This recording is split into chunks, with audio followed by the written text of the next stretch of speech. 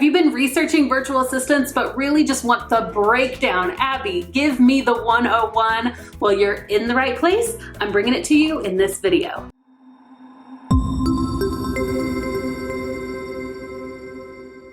If you haven't met me yet, my name is Abby Ashley. Hello, I am the founder of The Virtual Savvy. I've led thousands of students down the path of working the freedom lifestyle, working remotely at home as a virtual assistant. So if that's something you're interested in, I talk about it all the time right here on my channel. So make sure that you click subscribe, and that way you'll get notified every time I go live with a new video. Starting a remote business does not have to be difficult. There are opportunities everywhere to use the skills that you already have to start working remotely. So in this video, I'm going to break apart how you can start working from home as a virtual assistant. The people who are doing it have not just won the work from home lottery or anything. You can do this exact thing, and in this video, I'll show you how. First, let's start with what is a virtual assistant.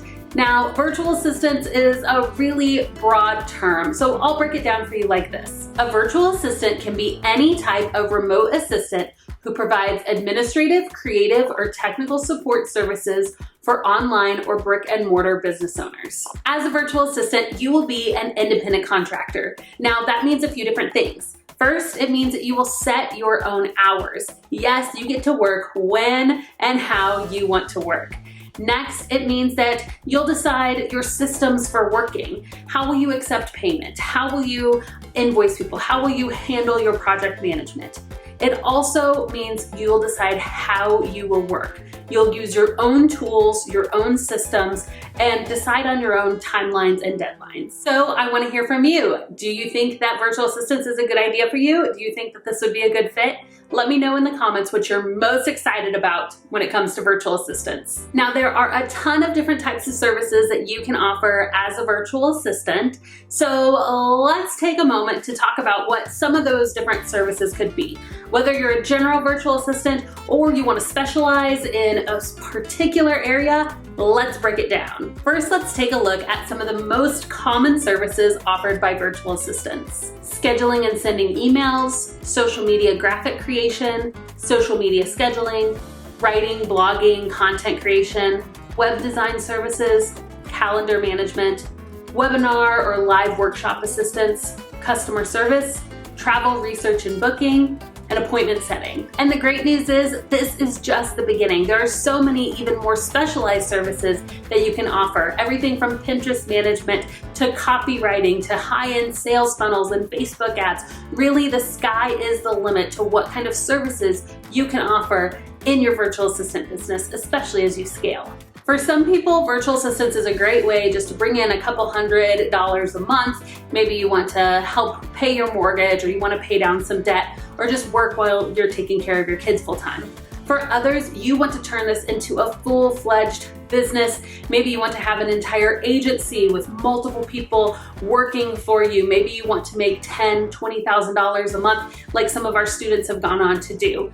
The great thing is the choice is up to you. This business can be as big or as small as you choose for it to be. With that said, let's answer the question, how much can you really make as a virtual assistant? When deciding on your virtual assistant rate, you'll really have to look at your skill set and decide from there where you will start your pricing. Now, I'm gonna explain this from an hourly point of view, but do know as you scale your services, you'll probably want to move into a package-based pricing.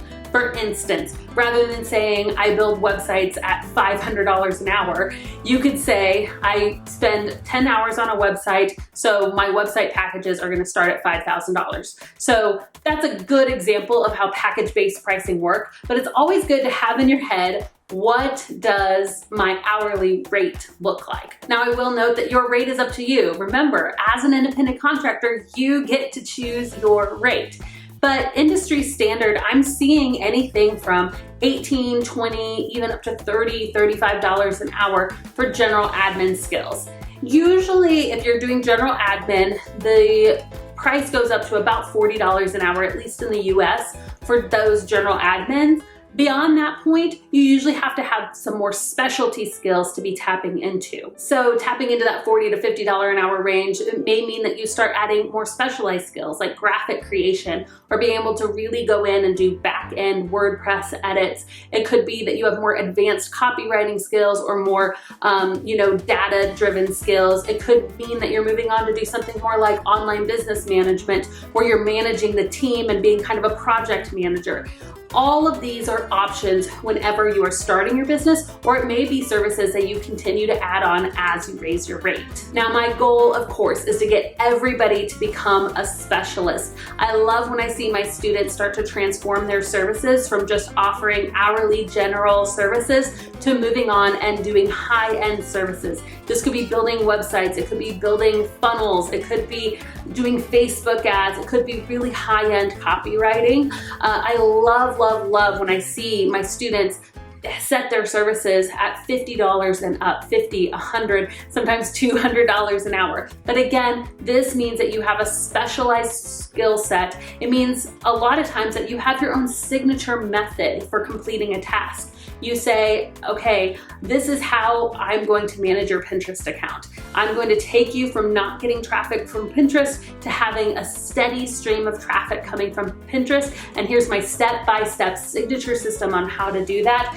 And again, yes, you will learn over time how to do that. We have an amazing program. It's called Savvy Vault. There's a link to it right here that you can learn more specialized high-end skills. But just know it's okay if you don't have these skills as you're just starting out. No one was an expert when they began. So don't worry right now if you say, Abby, I only have the general admin skills. Perfect. Let's start there, and then you can learn and add on more advanced skills as you go. Okay, so now I have to hear from you. What are you thinking about here? Are you thinking about offering general admin skills? Do you have some more advanced or specialized skills that you want to go ahead and throw into the mix? Well, let me know in the comments below. Now, the next question I always get is, Abby, this is all amazing, but where in the world am I going to find clients?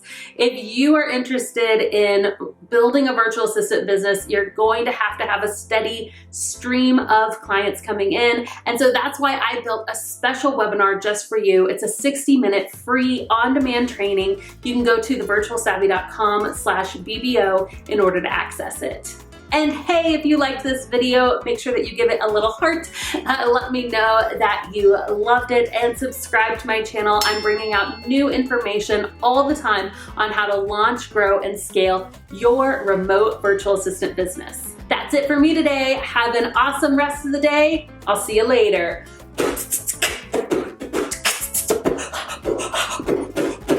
Abby out.